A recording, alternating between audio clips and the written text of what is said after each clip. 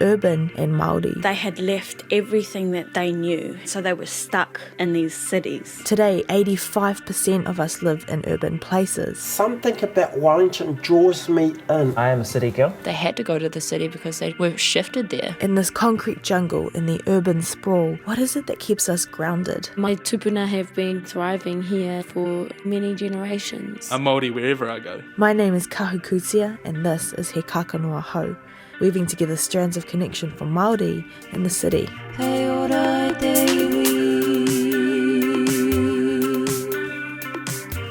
Home for me is Waimana, a small valley community on the northern edge of Te Urewera.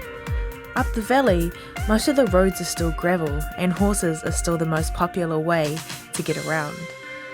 I was really privileged to grow up there, to know my tūhoetana, to know my whānau. I always know how to get back to home. By the end of high school, I was itching to leave, so I came to Wellington. After growing up in this place where almost everyone is Māori, I'm now in this environment where being Māori means you stick out, where most people haven't even been to a marae. I had to go searching to find my turanga waewae in the city, and eventually I did. Having been here for a couple years now, I know that living in the city doesn't have to mean disconnection. We're starting things off in Te Whanganui-a-Tara, otherwise known as Wellington. The turanga waewae that I found in Wellington is a marae hidden away in Island Bay on the southern coast called Tapu Te Ranga. I first came to Tapu Te Ranga when I was 10 years old. It wasn't until I moved to Wellington again that I found it and realised that this crazy 11-storey marae that I thought I'd imagined was actually a real place.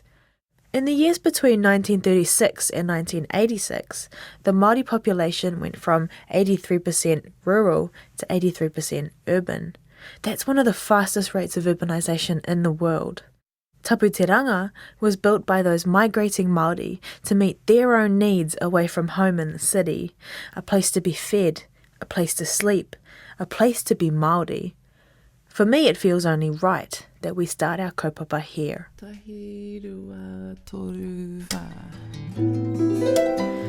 Ko te ringa tangata I hanga I te whare, ko te tuara o te whare whakatepu I te tangata. So those who build the house are built by the house.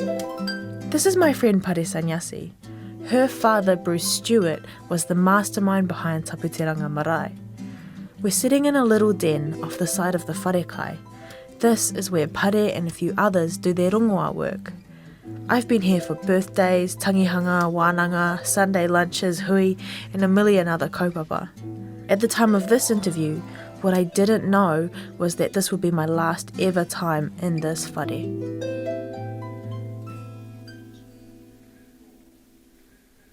My papa, he was born in 1936 in Hamilton. So was he raised on a traditional marae? No, he didn't even know he was Māori until his first day of school, and they made it known that he was Māori. And so he was extremely disconnected, and so a lot of what he did in his life was just trying to reconnect with his taha Māori. So he did some really great things in his life. He did some not so good things in his life. All because he was just this lost boy. One of those not so good things landed him in jail. And so he was in the Rimutaka prisons. And he had never seen so many Māori people all in the same place all at the same time.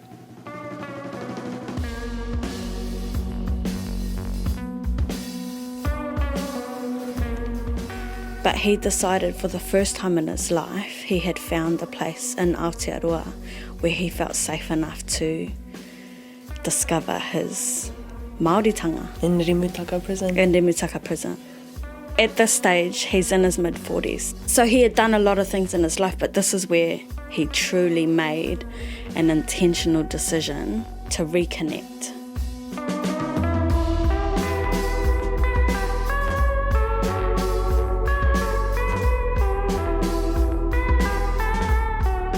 In prison, Bruce met Amster Reedy, a kaumātua from Ngāti Porou. Amster came to the prison to teach the boys haka, and he was the first person Bruce ever met that was proud to be Māori and wasn't in prison.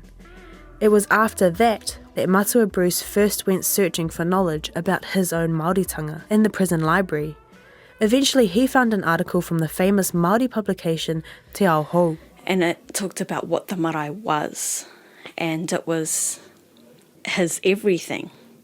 It was his beginning and his end. So it was his museum, his art gallery, his school, his kindergarten through to his university, the place that he was born and the place that he would be buried. And so my dad was just like, this is it. So he felt that what he had been looking for such a long time was staring at him right in the face at this point. And so that's when his vision started to form on what a marae should be today, what it should do for urban Māori today. The migration of men like Bruce to the city was well documented in the media. This radio program, The Māori Today, gives a window into what attitudes were like in 1964. The Māori is leaving the traditional power with its old-time communal life, and is migrating in hundreds to the urban areas throughout the country. In many cases, he's come into the cities unprepared. There's no accommodation, no job, and frequently no means of communication. Some Māoris feel their English is inadequate to cope with the more often than not conservative Pākehā landlord and employer. But he stays anyway, anywhere at times, because he wants work. Bruce was drawn to Wellington for the same reasons as so many other young Māori. It's kind of like this Promised Land Part 2, and it was the promised jobs. And when they got to the big smokes, they were the last resort in terms of employment. And so a lot of them ended up homeless. And some of them, that's fine, they could just go back home. A lot of them, they couldn't go back home. There was this mamai that their people felt, this sense of abandonment. So they said, look, if you go to that city, don't you come back to us. And so a lot of these young people made that sacrifice for these jobs, and it turns out that those jobs weren't a thing.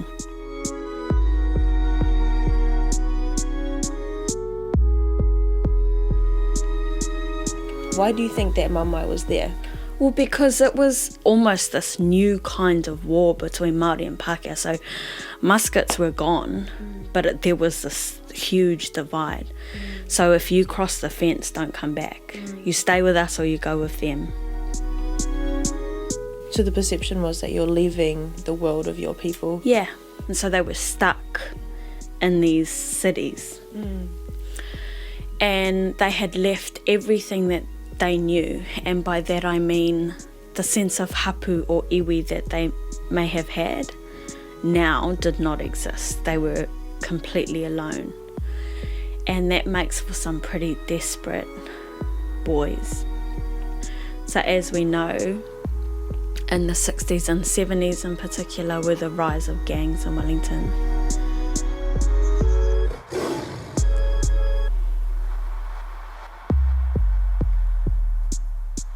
Bruce spent a lot of time in Aroa Park, which a lot of people in Wellington know as Pigeon Park.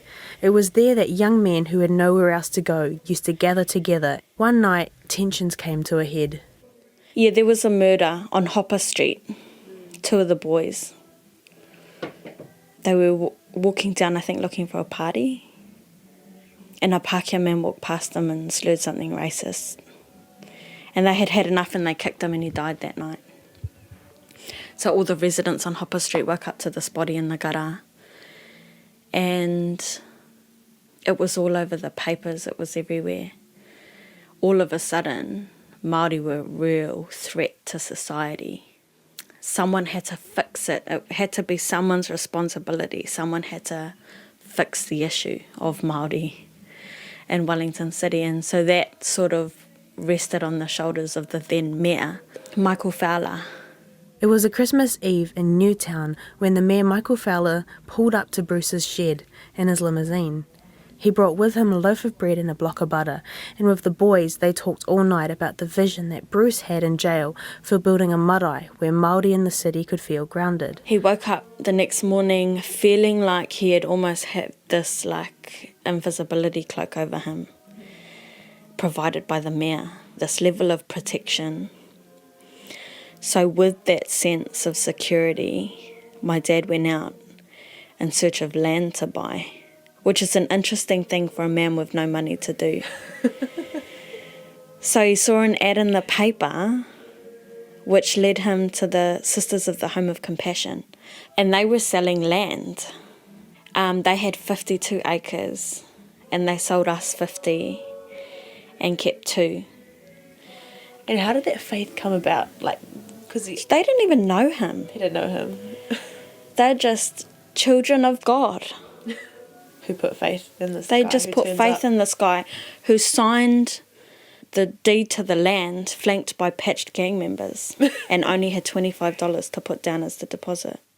Matua Bruce started work on the marae the day the sale went through. Right from the beginning, he was joined by dozens of young Māori men and women who all just needed a place to stay. There was something missing for all of them. And I think for a lot of them, they said, look, we'll just come here because it's either death or jail for us. So at least here we're hidden.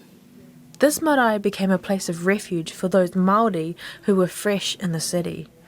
Thinking back to my own migration to Wellington, I came here with friends and I had whānau who were already here, and still it was hard and isolating a lot of the time. Because of that, I feel so much aroha for those who had to come here in the 70s, when no doubt it was even harder. This is an interview with Bruce Stewart on the 1979 show Te Puna Wai Kōrero. For me, I think it shows how Tapu Te Ranga then was part of a bigger picture for everyone involved.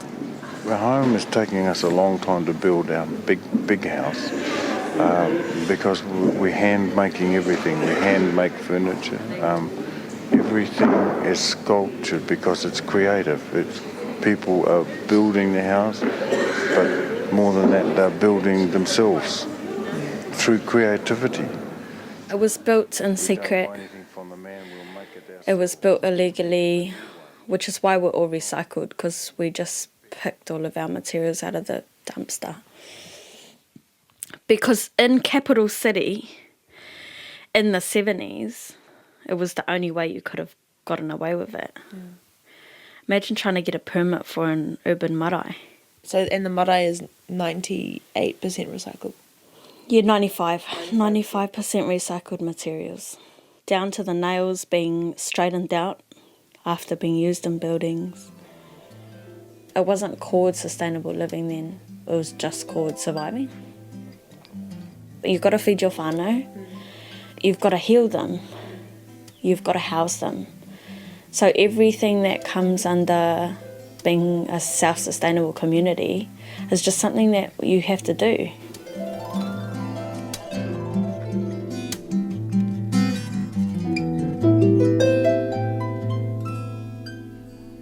Tapu Te Ranga today has continued to grow and grow. It's no longer illegal, and in fact Tapu Te Ranga is a huge part of the local community. The way I've best heard it described is that it kind of looks like this 11-storey Harry Potter treehouse. I've been coming here often for the last 4 years, and honestly I'm still discovering rooms that I never knew existed. To get a sense of what it looks like, you kind of have to do the tour all the way around. So it's the world's largest and tallest fully wooden house on wooden piles made out of recycled materials. So the structure is very unique.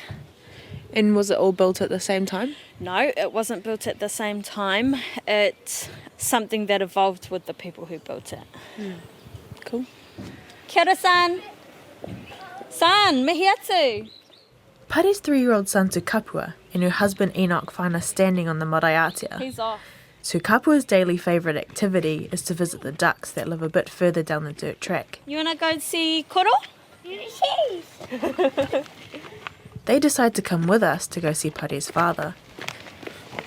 Matua Bruce Stewart died in 2017 and he's buried in a small urupa that sits in the car park at the front of the marae.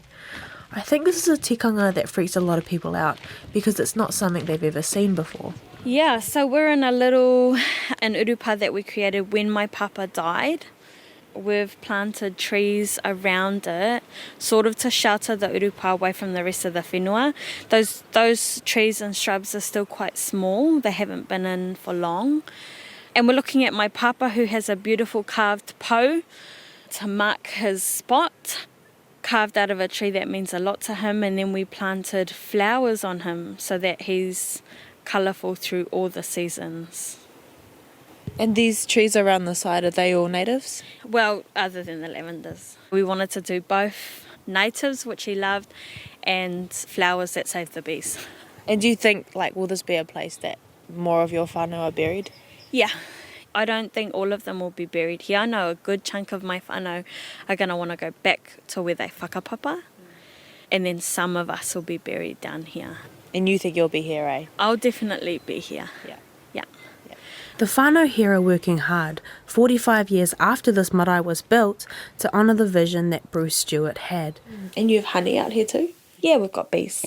Can you tell me about that kaupapa where you had people out here learning about beekeeping? Yeah, so through MSD, doing a beekeeping course, through job seekers. So along the same lines of the kaupapa that we've always done, but adapting to the times. Why do you think it's significant and important to have these things set up? Because communities need them, and that's always been our thing. It's just that simple to us. We have always responded to what our hapori needs, because that's who we are. We're not an iwi-affiliated marae. We're not a traditional marae. We weren't here before the Pākehā were. We're all taurahire. We're a whānau who does not come from this whenua, who set up this marae in response to what our community needed. That's the reason why we started in the 70s, but we're still here, so we need to continue to do that. Because growing up, I used to think that it put us at a disadvantage. A lot of the grants that iwi-affiliated marae received didn't apply to us. But I don't think that ever affected us, because I think we just did our own thing anyway. We were created, we were built by all these young people who were just trying to survive. And so they would survive with or without the money. We just went on without it. Yeah.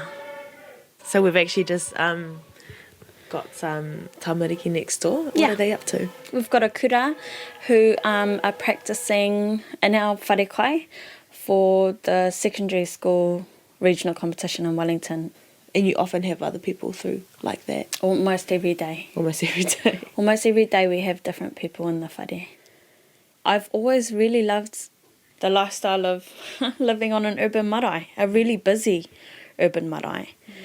I will never grow tired of serving a marae that serves me.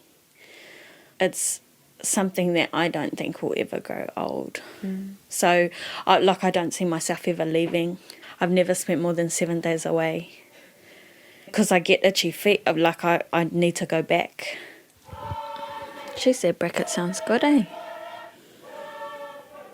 Over the years, Tapu Te Ranga has faced many challenges: resource consent, legal fights, community pushback, and even bulldozers turning up at the gate.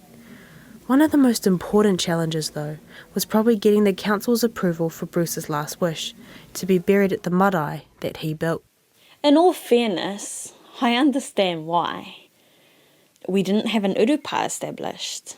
It takes a lot of legal stuff to establish an urupa, because you're talking about putting a body in the ground. But your father always knew he wanted to be buried here? 100%. I would have done it whether we got the consent or not. There's no other place in the whole of the country where he could have gone to rest. There's just no other place.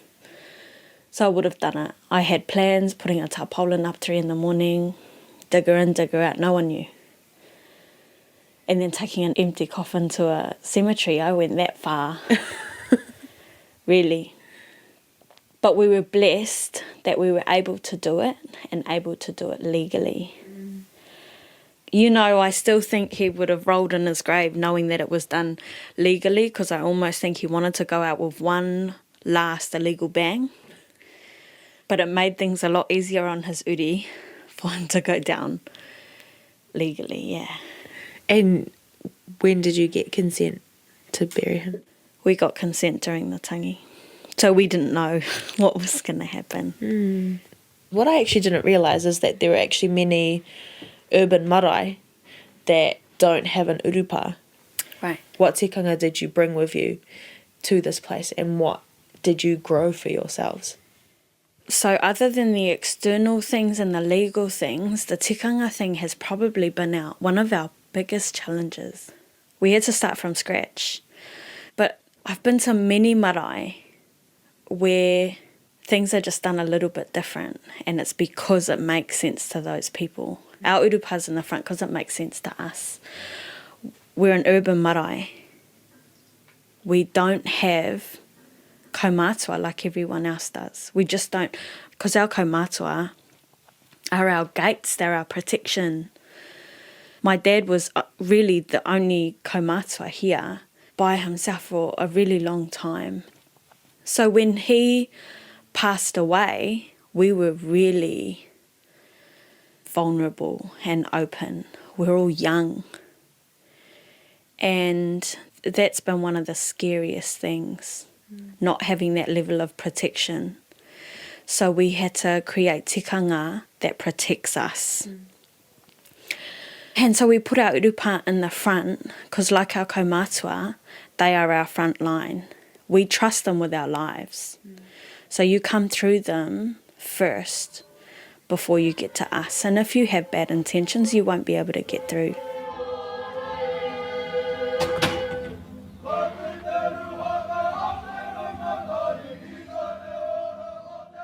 I left Tapu Te Ranga feeling warm and fed, as I always do. Looking up at this marae, I see the kotahitanga of Māori made physical. It's made real. This is a tangible solution for Māori who needed a place to be themselves. Even today it continues to be a safe place for Māori. I know wahine who learned how to karanga there for the first time, people who said their pepeha there for the first time. To those who know it, Tapu Te Ranga is such an important place. And so, it was because of my love for Tapu Te Ranga that I woke up feeling broken-hearted on a Sunday morning a few weeks after our interview. At 8 a.m, I checked my phone for the first time that day. That's how I found out that Tapu Te Ranga had burned to the ground overnight. Flames spreading across the night sky and growing far too quickly for a unique Wellington landmark to be saved. It seemed like a flick of an eye. It just spread throughout the whole place. The multi-storey main building, made entirely of recycled materials, was completely destroyed, but one meeting building was saved. The whānau are devastated at what has happened.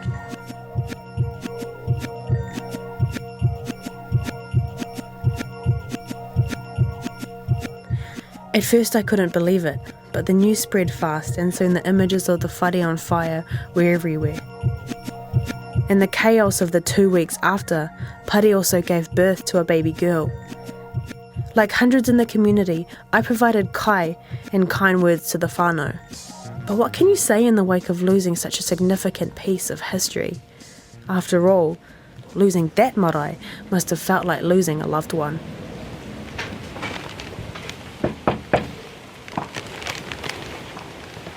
Kia ora.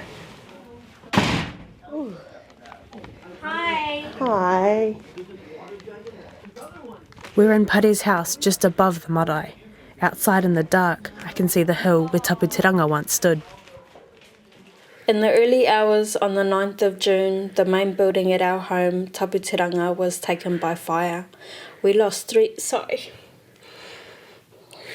this is the first time I'm talking about it. I'll go again. What happened was just after midnight, our whare was taken by fire.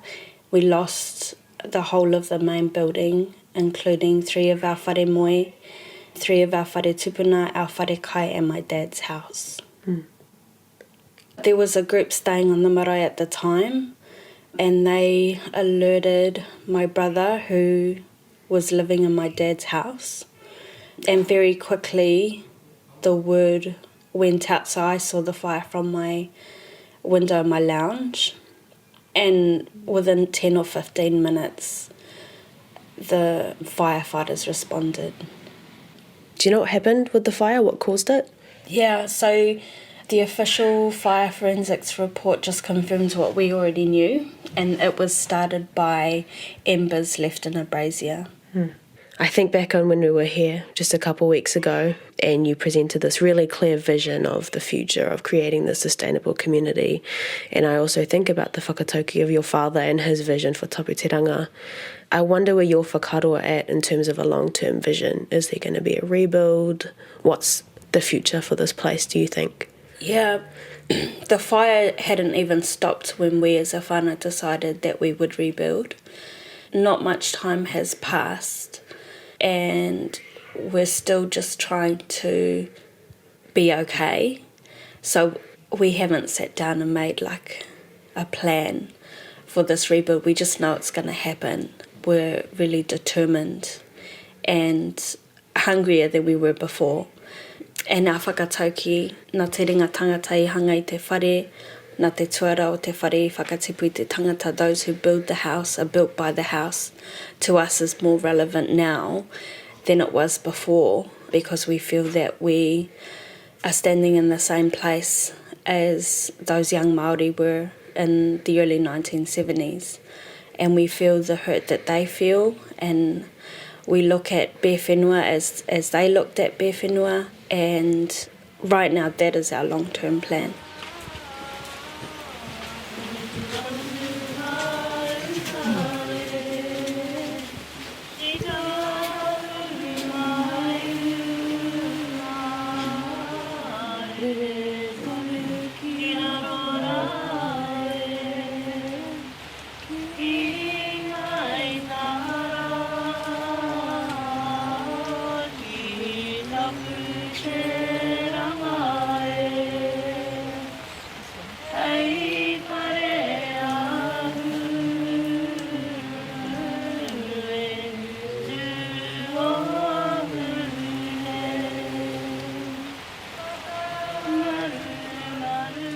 In making this episode, unknowingly I stood inside that whare for the last time. How many times had I thought, man, it would be so cool to be part of the building of this place. For me, this is such an important part of the history of urban Māori. This was a place built by urban Māori and lived in by urban Māori to this day. And so this episode comes to an end, but the story of Tapu Te Ranga certainly does not. At this time, my aroha sits with the whānau of Tapu Te Ranga, but so do my hands when the time comes to rebuild this marae. Koi te whenua nei! Tapu Te Ranga! Koi te whānau nei! Tapu Te Ranga! Koi te whare nei! Tapu Te Ranga! Tūturu o whiti whakamaua kia tīna! Tīna! Hui e! Hui e! Tai ki e!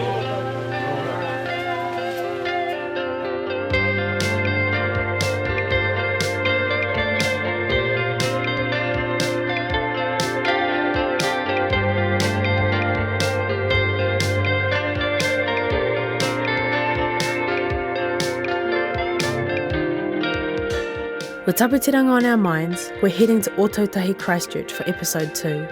If Tapu Te Ranga was a way for Māori in the 70s to be connected to their culture, I'm wondering what it takes today. Karakia before every meal, not just the ones where it's like, anyone for karakia?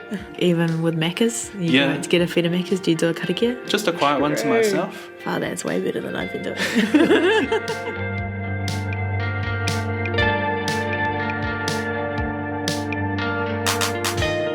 He Kākano Ahau is written, researched and hosted by me, Kahu Kutia.